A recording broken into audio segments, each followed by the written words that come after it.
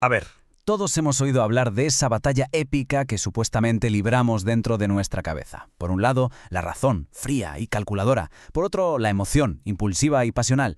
La cabeza contra el corazón. Pero, ¿y si todo eso, toda esa guerra interna, fuera en realidad un mito? ¿Y si, en el fondo, son aliados secretos? Vamos a darle una vuelta a esta idea. La pregunta del millón siempre ha sido la misma, ¿no?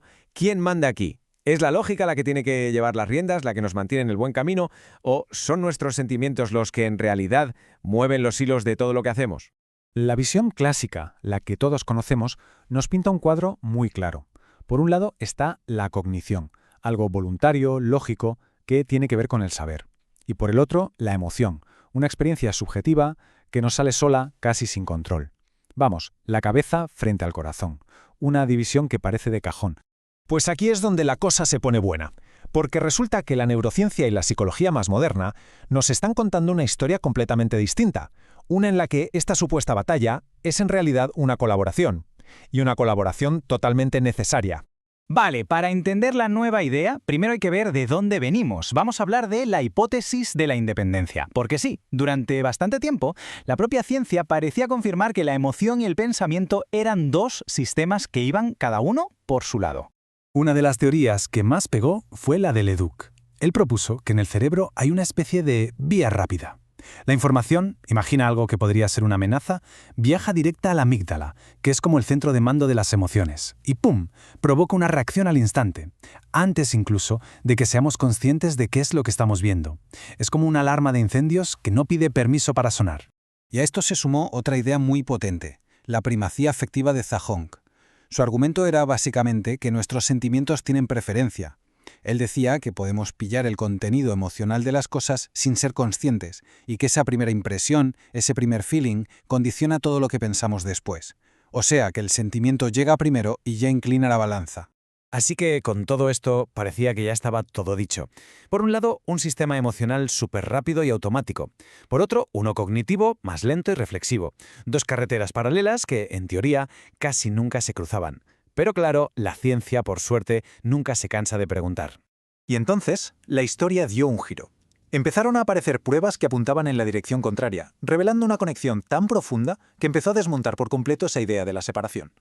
Claro, no tardaron en aparecer las primeras grietas en esta teoría. Se empezó a ver que esa vía rápida igual era demasiado simple para entender las complejísimas señales sociales que manejamos cada día.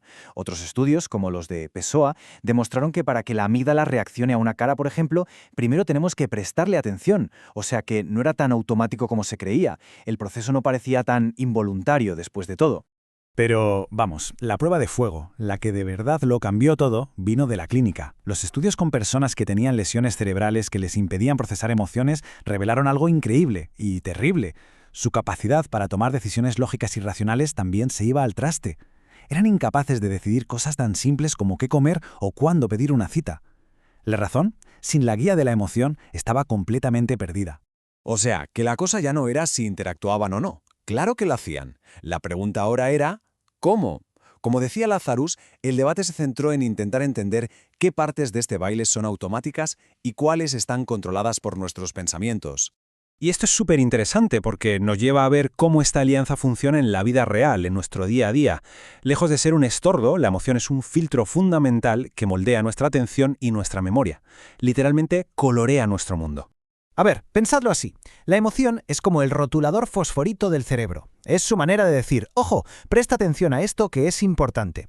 Por eso en los típicos experimentos de buscar cosas, una cara de enfado o la foto de una araña saltan a la vista mucho más rápido que cualquier otra cosa neutra. Es el famoso efecto pop-out, un mecanismo de pura supervivencia. ¿No les ha pasado que cuando están de subidón de repente se acuerdan de un montón de cosas buenas?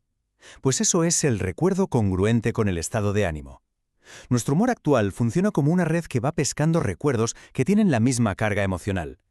Si estamos contentos, nos vienen a la mente recuerdos felices. Y si estamos tristes, pues, por desgracia, pasa justo lo contrario. Y ojo, que hay otro efecto todavía más curioso. La memoria dependiente del estado de ánimo. Aquí la emoción es como el escenario. Si te preparas un examen sintiéndote en calma, te irá mejor si consigues volver a ese estado de calma durante la prueba. La emoción se queda pegada al recuerdo y sirve de pista para encontrarlo después, sea cual sea el contenido de ese recuerdo. Pero es que la cosa no se queda ahí, ni mucho menos. La influencia de la emoción llega hasta lo más alto, hasta nuestras capacidades más complejas, como la creatividad o la toma de decisiones. Sentimos para poder pensar mejor. Esto es alucinante, de verdad. Estar de buen humor literalmente nos abre la mente. Hace que seamos más flexibles cognitivamente, que nuestras categorías mentales sean más amplias. Por ejemplo, si estamos de buen rollo, es más fácil que metamos camello en la categoría de medios de transporte. Y esa capacidad para ver conexiones raras y pensar fuera de la caja es la base de la creatividad. Cuando tenemos que juzgar algo complicado, seamos sinceros, no siempre nos paramos a analizar todos los pros y los contras. Muchas veces tiramos de un atajo mental súper eficaz, el heurístico del afecto como información. Es tan simple como preguntarse, ¿qué me dice el cuerpo sobre esto? Si algo nos da buenas vibraciones, lo vemos bien. Si nos genera malestar, lo vemos mal. Es la forma en que la emoción le da a la razón una respuesta rápida y directa. Y esto lo explica de maravilla el modelo de infusión del afecto de Forgas. Dicho de forma sencilla, lo que nos dice es que nuestros sentimientos no influyen siempre igual. Si usamos una respuesta automática o tenemos un objetivo muy claro, influyen poco, pero cuando nos enfrentamos a algo nuevo y tenemos que pensar de forma creativa y abierta, nuestros sentimientos se infusionan, se meten de lleno en nuestro juicio y guían todo el proceso. Y con todo esto sobre la mesa, llegamos al final del camino. La vieja imagen de una mente en guerra se desvanece por completo, y en su lugar aparece algo mucho más interesante y, desde luego, mucho más potente, una verdadera alianza. Vamos a resumir para que quede claro. ¿Qué hace esta alianza? Pues la emoción dirige nuestra atención. Es el pegamento de nuestros recuerdos. Nos da información valiosísima para juzgar el mundo. Nos abre la mente para ser más creativos. Y, en contra de lo que siempre hemos pensado, nos ayuda a tomar decisiones mucho mejores y más eficientes. Y es que esto de verdad lo cambia todo. La emoción deja de ser el enemigo irracional que hay que controlar. Se convierte en el socio indispensable de la razón. No es un fallo del sistema, es una característica clave, una especie de brújula que nos permite navegar por un mundo tan complejo de una forma que la pura lógica por sí sola jamás podría. Así que, al final, la gran pregunta que nos queda es esta. Si entendemos que la emoción y la razón no están en guerra, sino en un diálogo constante, ¿cómo podemos aprender a escuchar mejor esa conversación que tenemos dentro? ¿Cómo podemos usar lo que sentimos como la información valiosa que es para enriquecer nuestro pensamiento en lugar de secuestrarlo? Ahí, quizá, está la clave de una mente verdaderamente inteligente.